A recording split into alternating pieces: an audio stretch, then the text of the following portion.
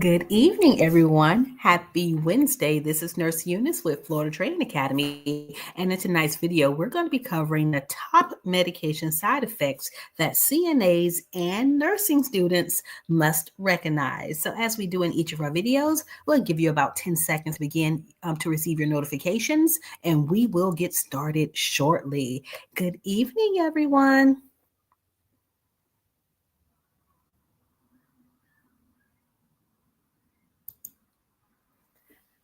Okay, so welcome to this engaging and informative session on recognizing top medication side effects. As a CNA, you play a vital role in patient care and safety. Understanding common side effects can help you recognize changes in a patient's condition early, allowing for timely interventions and improved patient outcomes. Let's dive in. And looks like we have Jody and Naomi and Jennifer and Sherry. Good evening as everyone joins the live stream. All right, so why should a CNA care about the medications their patients are taking? The reason that this is important is because medications can cause unintended effects that impact the patient's well-being. And CNAs are often the first to notice the subtle changes in a patient's condition. Early recognition of side effects can prevent serious complications. And of course, by you being an awesome CNA, you can notify that nurse so that patient can receive timely treatment. So whenever you are ready, if you have pen and paper, that is wonderful. If not, just go back and watch the video again. I'm not giving you the names of the medications in abundance. What I'm telling you is the type of medications, what their actions are, and what you need to look out for. So we have medications that cause drowsiness and sedation. And so that would be common with pain medication and muscle relaxants. So if we give someone too much pain medication, they could become so relaxed until they stop breathing. So that's why you doing that assessment, you doing the vital signs are so important, because the patient may not be sleeping well or resting well. They could actually be in respiratory distress or failure. So go in there and check on your patient. So dizziness and lightheadedness are side effects of blood pressure medications. Nausea and vomiting, that can happen with antibiotics and pain relievers. And so if we know that a medication causes gastric upset, there's usually going to be a label on the bottle that the nurse will be reading that says to give with meals. So if a patient is nauseated and they need to vomit after they've taken a medication, chances are that medication was not supposed to be given on an empty stomach. The other end is diarrhea and constipation. Yes. So if it's not making you sick one way, an unintended effect, it could cause you to actually start having some GI distress in the lower region. And so some medications, such as antibiotics and opioids or pain medications, can cause the diarrhea and constipation. And don't forget that some antibiotics cannot be given with dairy products. And I know as a CNA, you're not, really thinking about it. You have a patient who is sick. They may have some type of infection. They're on antibiotics and they're telling you their stomach hurts all the time, but you see a dairy product. I want you to start putting two and two together and just go nicely ask the nurse a question. We are here to help you understand what's going on with your patients. Dry mouth, that is common with antidepressants and antihistamines. How to reverse or prevent dry mouth? We encourage fluids. Confusion or disorientation. You have a patient who was previously alert and able to answer all of your questions, and now we've given them a medication and they are not as sharp as they were. Well, that can be caused due to sedatives. Maybe they just came out of surgery and the anesthesia is still in their system. It can be caused by pain medication and also by psychiatric drugs. Low blood pressure, also known as hypotension. Of course, that could be caused by blood pressure medications, but it could also be caused by diuretics. A diuretic is a medication that actually removes excess fluid, so it causes your patients to urinate. Did you know that certain medicines can make you swell? It can make you actually become edematous. And so that's usually caused by steroids and certain heart medications. Rash and allergic reactions. Oh my, I have a friend who's allergic to almost everything. So some patients may develop a mild rash, so they can start itching, they can have some localized irritation, but a hive, that's when it's more severe. So that's more systemic. And if they go into anaphylaxis, that's when their throat starts to close up, their face becomes flush. That is a medical emergency. So not all rashes are treated the same. Some are more important, or excuse me, some require more intervention than others. Let's talk about excessive bleeding and bruising. So, patients with a history of cardiac issues or strokes, they're often going to be prescribed blood thinners. So, a simple, something that thins the blood that we don't even think about is an aspirin. So, an aspirin could be a blood thinner. That's why we don't allow you as a CNA to trim toenails, to clip any toes, because if you're clipping your patient's fingernails or toes, you can accidentally clip and injure them. And if they're on the blood thinner or an aspirin, they could bleed. All right, so now that you know some of the common side effects of medications, what do you do as a CNA? And yes, we're going to get into our practice test shortly. All right, we're going to observe and document. So note the changes and report them promptly. You need to communicate this with the nurse, because especially if the side effects are severe or if you have a concern. My thought process,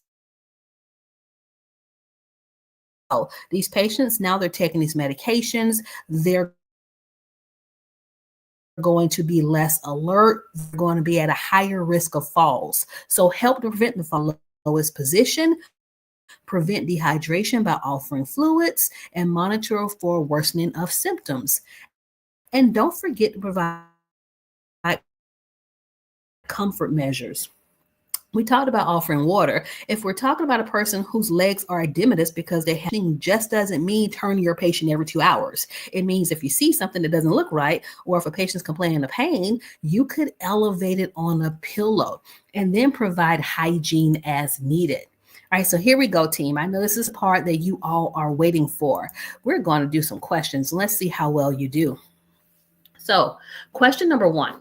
A patient taking a narcotic pain reliever previously reported feeling dizzy when standing. Hours later, what should the CNA do before reattempting to get the patient out of bed? All right, so are you going to A, encourage the patient to walk more often, B, offer the patient more fluids, C, assist the patient to stand slowly and provide support, or D, tell the patient to avoid taking the medication? So this patient's taking a medication that makes them feel dizzy. How many patients are taking medications that make them feel dizzy? A lot, right? So what is the best response by a CNA? All right, so revealing the answer in 3, 2, and you have it right, everybody. We allow them to dangle at the edge of the bed. So the best response is C. Assist the patient to stand slowly and provide support. So sit them at the edge of the bed for a minute or two. That gives you time to put on their shoes, to make sure that they have on the slip-resistant socks. And so narcotics can cause dizziness and lightheadedness due to low blood pressure. Don't forget your blood pressure medications. So assisting the patient safely reduces the risk of falls. If they become dizzy while you have them sitting up along the side of the bed, don't get them up. Put them back in the bed, call the nurse. Put them back in the bed, notify the nurse, and more than likely when the nurse gets there, she's going to ask you to do another set of vital signs. So that's how we would handle a patient who has dizziness upon standing. Question 2, which of the following side effects is the most common with diuretics? Is it A, frequent urination, B, swelling in the legs, C, high blood pressure, or D, increased energy? Let's see what the team has to say. All right, looks like Miss Benita says A. The last tribe says A. Jennifer says A. Sherry says A. We'll wait for 2 more responses. And Vina and looks like Fatal and Miss Na. So we have a lot of A's, and let's see if you're correct. And you are, yes. So frequent urination, it is A. Diuretics help remove excess fluids. So anytime your patient has a diagnosis of like congestive heart failure, more than likely your patient's going to be on diuretics. So if they call you and they say they need to go to the bathroom, I need you to move fast. Otherwise, you're going to have a mess to clean up. So not only are they going to have to urinate more frequently, but when they do go, it's going to be a larger volume of urine. So furosemide or Lasix is one of the diuretics that is commonly prescribed in most healthcare facilities. Hi, Mila, I thought about you yesterday. Question 3. If a patient taking a blood thinner develops a large bruise after a minor bump, what should the CNA do? A. Apply heat to the area. B. Ignore it unless the patient complains. C. Massage the area to reduce swelling. Or D. Report it to the nurse immediately. Yep. Those patients on blood thinners, they're going to get mystery bruises and bumps. What do you do if you see something that doesn't look right? And yes, Sherry and Beleda and Stacy Anna, you are correct. It is D. Great job. You're going to report it to the nurse. Don't try to massage it. So blood thinners increase the risk of internal bleeding. So bruising can indicate a serious problem. Get the nurse in the room. She can apply pressure, and she can also call the doctor to see if labs need to be ordered, because there is a such thing as having a blood level that is too thin. We try to keep their blood levels therapeutic. Question number 4, true or false? All patients taking antidepressants will experience dry mouth. What do you think, team? True or false? Hey, T, it's your first live. Welcome. All right, true or false? What do you think? I see a few truths, but I see I see a both, and I see a lot of false responses. So revealing the answer in 3, 2, and if you said false, you are correct. Remember, there is really no always or never in healthcare. It's based on that individual's hydration status. In addition to being on antidepressants, are they also on a diuretic? So we don't do, all these always. So no, it's going to be false. While dry mouth is a common side effect, not all patients experience it, but you will want to remind them to improve their hydration status regardless. All right, question number 5. Which medication is most likely to cause drowsiness?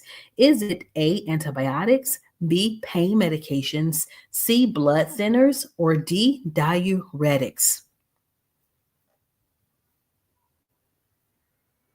And I'm so proud of you all. Always studying, always gaining knowledge to be the best healthcare workers possible. And for question number 5, if you chose B, you have it. Yes. So many pain relievers, including opioids, cause sedation, drowsiness, and respiratory suppression, you all. They get so relaxed until the functions, the cells within the brain that tell you to breathe, they're too relaxed. The patient could stop breathing. So remember, a respiratory rate that is normal is between 12 and 20. The closer we get to 0, the more dire it is for that patient. So just don't guesstimate the respirations. God is watching you, and Nurse Eunice knows everyone's respirations are not 16. Really count their respirations, you all. All right, question 6. All right, so question 6, a patient's taking antihistamine. They complain of feeling extremely thirsty and having a dry mouth. What is the most appropriate action for a CNA? Let me just change the screen. Is it A, offer the patient a caffeinated beverage? B, ignore the complaint as it is not an emergency? C, encourage the patient to drink water and notify the nurse if the symptoms persist? Or D, stop giving the medication? So someone's taking an antihistamine and they're extremely thirsty and they have a dry mouth. And if you chose C, yes, you have it. That is correct. We're going to encourage that patient to drink more water. Dry mouth is a common side effect. And when you think about an antihistamine, that means that they've had an allergic reaction to something. So we have to give them something to reverse the effect that's happening within their body. And so I like to think of when we're telling them to drink more water, of it flushing that poison, it's flushing that toxin out of their body so they won't be looking like this young lady is right here with her back being all broken out with a rash and she's itchy. So the antihistamines will help to make her less itchy and to also decrease that redness. Question number 7, we have back to a true or false question. CNA should immediately stop a patient's medication if they experience a mild side effect. What do you think, team? True or false? Should a CNA stop a patient's medication if they have a mild side effect? That's right, Naomi and Lorenz and Hannah and Vina, all right, and Gladys, you are right. That is false. You all, we don't stop medication. If you're a CNA, that's not within your job duty. That's not within your scope of practice. So only a nurse or a physician can discontinue a medication. CNA should report side effects, but not stop medication administration. You get that nurse in the room if you're that concerned. Question number 8. What is a serious side effect of taking aspirin or Motrin? Is it A, nausea, B, increased appetite, C, dizziness, or D, bleeding? I'm so proud of you. You're great healthcare providers. It's not really a song, but it's catchy to me. And so Candy staying natural, she says D. And Princess and Miss Bonita, we have a couple of C's and we have some D's. Oh my. So you all, unless they just took a whole bunch of aspirin and Motrin, dizziness is usually not a common side effect, but bleeding is. So those medications can thin the blood, they prevent clotting, and it increase the risk of excessive bleeding from minor injuries, such as when you're in there brushing their teeth. If you're brushing their teeth, you notice their gums are bleeding. Maybe the next time you provide the care, you don't want to use a toothbrush. You want to use an oral swab instead. And don't forget to let your nurse know. Question number 9. A patient taking steroids reports swelling in their legs and hands. What is the likely cause? Would it be inflammation, cellulitis, edema, or increased energy? And if you don't know about me, I trick you all. I tell you that, hey, we're going to review for the CNA examination. And then I start throwing in content that is pre-nursing because, baby, you're on your way to nursing school. I'm going to keep feeding you little nuggets and little tidbits to not only help you pass your CNA test, but to help you be better caregivers when you're out in the real world and to prepare you for your NCLEX, your nursing examinations. So we're going to learn new terminology. And if you chose C, yes, it is edema. Cellulitis is infection. So no, it wasn't. It is edema, but it's edema related to like infection. Whenever someone's taking a steroid, they begin to swell. They begin to retain fluid.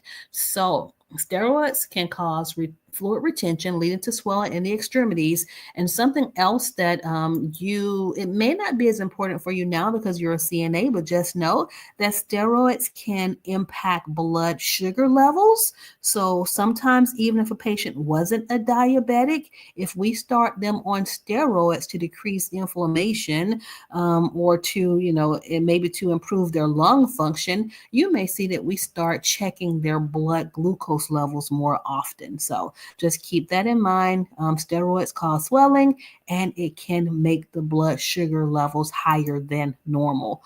Here we go, team. Question 10, true or false? Narcotic pain medications can cause constipation. True or false? And if you've ever had a surgery or an injury and you have been prescribed a narcotic, then you know the answer to this question is yes, it is. I see a lot of truths. It is true, you all. It is horrible. You're trying to treat pain, but because the GI tract, the intestines, remember they're relaxed because you're taking these muscle relaxers, you're taking this pain medication, and they're laying in the bed, so they're not moving. That means the gut isn't moving either. And so the food that they're eating is just accumulating. That stool is getting hard. And so it is true that pain medications, they slow down the digestive tract and they also cause constipation. So we want to give them fluids, we want to get them up and move them around. And more than likely, the doctor has already ordered a stool softener. And with all of that, if that doesn't work, we're going to make sure that the nurse is made aware so that she can call the doctor to get an order for a laxative because we need them to move their bowels. Question 11. A patient taking an antipsychotic medication starts experiencing severe muscle stiffness and difficulty swallowing. What should the CNA do? A, encourage the patient to rest. B, offer water and crackers. C, report to the nurse immediately. Or D, apply a warm compress. And this one's so easy. We know that patient had a change in condition, so we're not going to do anything other than stay with them and call that nurse. So let's look at this right here, you all. So the answer is C, as you all are aware, when people are taking antipsychotic medications, yes, they can treat the psychosis or their episode, but it can also cause a serious reaction. And we call that a neuroleptic malignant syndrome, in which they can get tachycardia or their heart rate can increase. They start having these tremors. They're confused. Diaphoresis means that they start sweating. And it's just really, really awkward. It's awkward for the patient. They can't control their movements. They're confused. Get the nurse in the room so we can get that doctor called right away. Question 12, true or false? Blood pressure medications can sometimes cause dizziness or fainting. Can a blood pressure medicine make a patient faint? What do you think? Yep, you have it right. You have it, team. That response to number 12 is true. Look, if the blood pressure is low, what is carried in the blood? Oxygen. What does the brain need? The brain needs oxygen. So yes, the blood pressure can get so low until the patient faints. So many blood pressure medications lower blood pressure too much, and that can cause dizziness or fainting. And look at that blood pressure on the screen, you all. It is 82/56. So the systolic is 82, the diastolic is 56, and I want someone to put it into the chat. What is the normal range for the systolic and for the diastolic blood pressures? Let's see if you remember before we go further, because these patients get sick fast, and I don't want you trying to figure it out while your patient's there about to pass out and you're like, is this blood pressure normal? So put it in the chat. Let me see what you have. Oh, Mila was fast. And Sydney, you're so awesome. Good luck on your test tomorrow, Sydney. That is right. And so everyone gave me the systolic over the diastolic, but the systolic has its own range and the diastolic has its own range. So someone give me the range for the systolic by itself and the range for the diastolic by itself. We know that 120/80 is quote unquote a normal blood pressure, but just for the systolic, what is the normal range? All right, let me see. I may have to put it in the chat for you. SBP is what we refer to as systolic blood pressure. What's the range for that? And then what is the range for the DBP, the diastolic blood pressure? Oh, I know you're using your phones. You're going to Google, but I don't want to see 120/80. I need to see the individual ranges for the different pressures. Oh, fabulous. Congratulations. I'm so proud of you. Oh, we got it. Aaliyah gave me 50/80 for diastolic and also 100 to 120 for the systolic.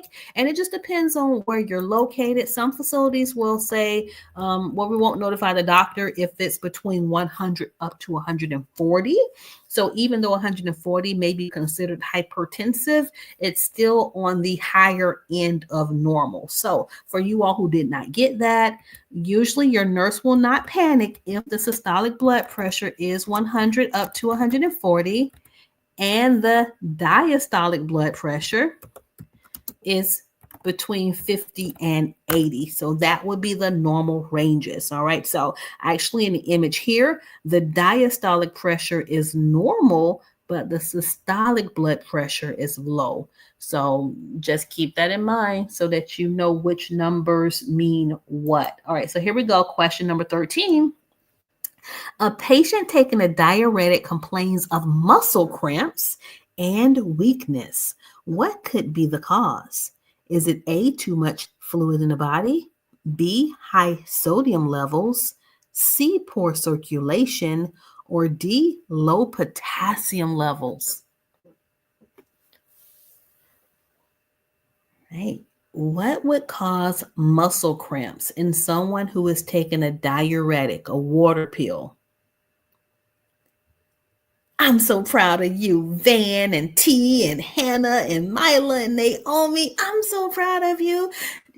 You all must know that whenever we give someone potassium just doesn't, whenever we give someone a diuretic, it just doesn't pull out the excess fluids. It also pulls out electrolytes such as potassium. So the patient would end up having a lower potassium level, as evidenced by those leg cramps. So diuretics can lead to electrolyte imbalances, causing muscle cramps and weaknesses. And over here we have an image that shows you all of the foods that are rich in potassium.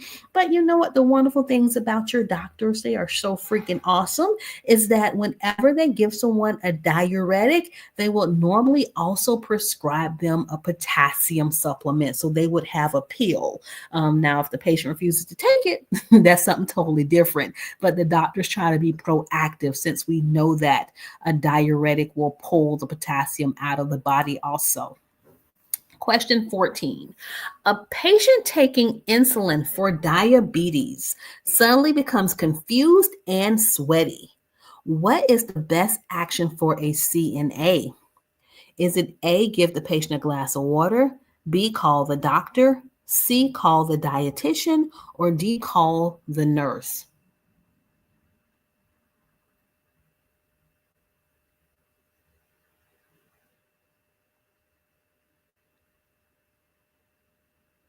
And John V, for the PCT test, I mean, that is so different than for CNA because you have to know phlebotomy, you have to know EKG. So I am going to trust that whatever school you went to, they prepared you well and they gave you your study guide. And I know that you've been studying and you are going to do well. You're welcome to be here tonight. We're covering just basic information that a CNA or a patient care tech should know, but we're not covering those more advanced skills that will be on your test. But we do wish you well. All right, everybody, we know the answer is D. We are calling the nurse. So the patient is showing signs of hypoglycemia or low blood sugar, which can be dangerous if not treated properly. CNAs must report the changes in condition immediately to the nurse. So you're not telling the doctor nor the dietitian. You tell the nurse, who then calls the doctor and or dietitian if needed. And that way that nurse can actually assess the patient and they will tell you what the patient needs. So if the patient is able to consume oral foods or fluids, they will tell you to go get orange juice and maybe a turkey sandwich. Maybe we're going to feed this patient a little bit earlier because if you just give them the juice and you don't give them anything with protein, their sugar is going to crash again. So they need some juice to spike the sugars fast and some protein to help stabilize the sugars for a prolonged period. Question 15, true or false? Antidepressants can cause changes in weight and appetite. All right, what do you know about a patient who is depressed and now they are taking an antidepressant and they're happy? So, is it possible that they can have a change in their weight and appetite? And if you said true, you are right. We're going to call that happy weight. So, some antidepressants can cause weight gain or loss, as well as changes in appetite. So, you just support the patient throughout because here it is, they finally feel better, but now they may be unhappy because they gained 5 pounds. So, we're trying to just support them in whatever way we can to make sure that they feel better and that they can leave our facility and go back and have quality of life. Question 16. A patient taking opioids for pain reports severe constipation. After notifying the nurse, what do you do as the CNA? Is it A, encourage fluid intake? B, give the patient a laxative? C, ignore the symptom as it is common? Or D, offer the patient caffeinated drinks?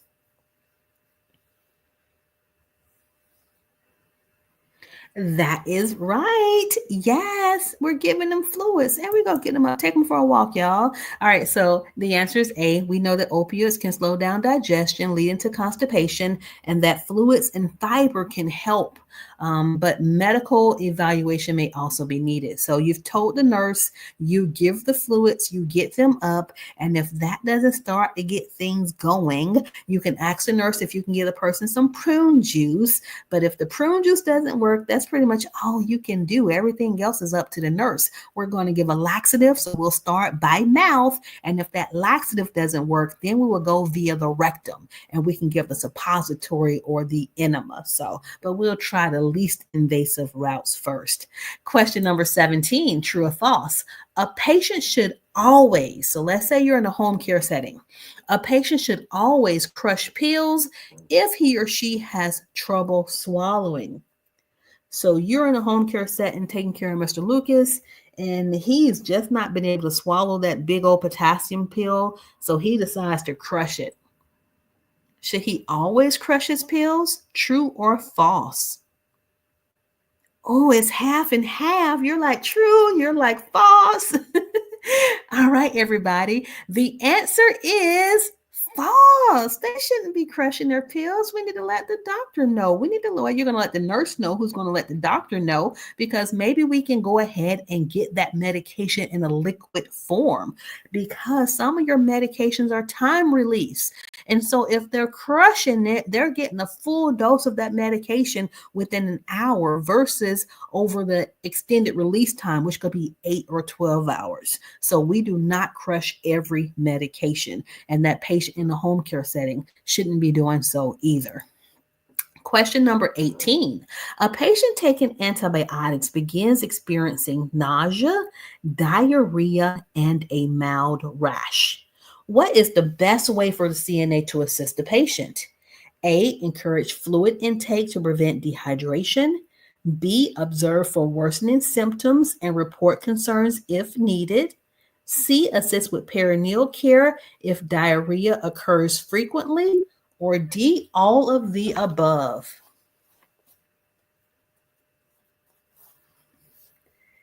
Hey, I got something to tell you. I am so proud of you. You are so freaking awesome because you chose D. You know that it is all of the above. You are absolutely correct. Great job. Because antibiotics can cause GI upset, which will be the nausea and also the diarrhea. Antibiotics can also cause a mild allergic reaction, aka a rash. And while mild symptoms are common, CNA should monitor the patient, provide supportive care, and encourage hydration. However, if the symptoms worsen, you need to be letting your nurse know like ASAP. So it's okay if you're in the room with them and it's like, okay, well, I see a little, redness there. I'll make sure I let your nurse know, versus you see redness on their face and their tongue is swollen. So one is mild, the other would be severe. If it's severe, you get that nurse in the room ASAP. Question 19. A CNA notices that a patient who is wearing a nicotine patch is smoking a cigarette. What is the best action for the CNA to take? A, remove the nicotine patch immediately to prevent an overdose. B, offer the patient a different nicotine replacement, such as gum or lozenges. Oh, yeah, I couldn't pronounce that word tonight. C, ignore the situation since the patient has the right to smoke if they choose. Or D, remind the patient that smoking while using a nicotine patch can be dangerous and report it to the nurse. I mean, like, who cares? He's just smoking with a nicotine patch. I mean, what's the worst that's going to happen? The worst that's going to happen is he can become dizzy, nauseated, start having tachycardia. His heart, his blood pressure can go up. He can have a heart attack or a stroke. So the answer is D. We are not about to overdose him with nicotine. And so you should educate the patient on the risk and report the situation to the nurse who can take further actions. And we're on our last question of the 19, question number 20. Tomorrow, Saskia will be on, and she's going to be translating a video from English to Haitian Creole. We are still looking for someone to translate our videos into Spanish. We've been trying to find someone for 6 months, but we have a large audience. And unfortunately, I am just, I only speak one language, but I know a lot of people are bilingual. So if you know a CNA or a nurse, I'm going to put our email address in the chat, have them send their resume to us, and let's see if we can get us a Spanish-speaking member of our team to do video translation. So my email address is admin@fltraining.com. All right, question number 20. A resident in a long-term care facility has been prescribed Marinol, a form of medical marijuana. What is the primary reason a healthcare provider might prescribe this medication? Is it A, to relieve chronic pain, B, to reduce inflammation in arthritis patients, C, to stimulate appetite in patients with weight loss or poor nutrition, or D, to help with smoking cessation? So what is a reason that a hospital, a doctor would allow a patient to take marijuana while in the care of you and a nurse? Why are we giving patients Marinol? I see A's, I see D's, I see a C, I see more C's. Revealing the answer in 3, 2, and all right, learned something new tonight, you all. So Marinol is usually given, especially in patients who have HIV or cancer, to stimulate their appetite. So think about, only person I think of is Snoop Dogg. After they get through smoking, they get the munchies. So this isn't something they smoke. It's actually in a pill form. But Marinol is an FDA-approved medication derived from synthetic THC. It's commonly prescribed to stimulate appetite in patients experiencing weight loss due to conditions such as cancer, HIV, and other chronic illnesses. It can also help with nausea and vomiting associated with chemotherapy. So in this case, Marinol is not given for pain, it's given to give them the munchies so they will eat more. All right, so you all, I am so proud of you. I am so proud of you. I'm ecstatic. I know some of you all have your test this week. So, of course, we're praying for you. We wish you much success. And we're on our goal to 1 million. I think the last time I checked, we had 892,000 subscribers. And I'm assuming that you all are some of those subscribers. So we thank you for your support. And hopefully by this summer, we will have 1 million subscribers. No, we don't get paid for having 1 million subscribers. We just think it's like super cool that 1 million people decided to like our small channel small and start to study with us. So, it's just really wonderful to have friends like you and supporters like you. So, Saskia will be on tonight and I will be back Saskia will be on tomorrow and I will be back on Sunday. And I know you all like times, but it's probably going to be about this same time on Sunday. And I will do another 50 question CNA review to prepare you for your nursing assistant examination. So good night, everybody. I miss you and I love you. And we will see you in the next video. Good night.